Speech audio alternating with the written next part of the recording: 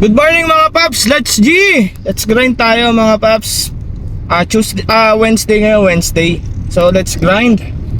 May nakikita ako sa mga comment and post mga paps. Bakit yung ibang mga kasama natin driver na hindi ko alam kung legit din, pero tinatakot nyo yung mga tempo. Ba't kayo nananakot ang kapwa driver nyo? Mga wala ba kayong magawa?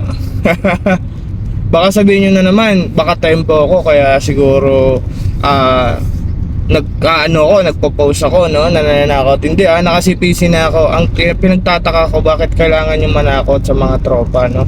Pabayaan nyo, huwag yung takutin yung mga tempo. Bakit pabayaan nyo yung mga TNC ang gumalaw sa mga ganyan at yung mismong LTFRB?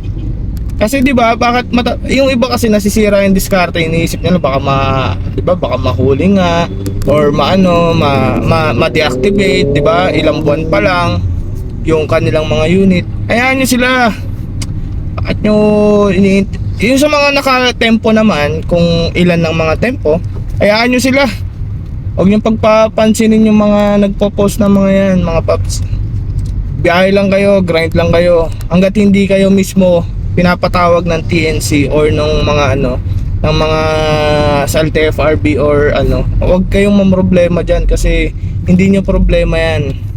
Pag bumabiyahe kayo, active kayo, sabihin TNC na may problema dyan, hindi kayo. So let's grind lang kayo mga paps, no? Hayaan nyo sila. Mga makukulit lang yung mga yan, no? Are sa inyo lahat mga paps.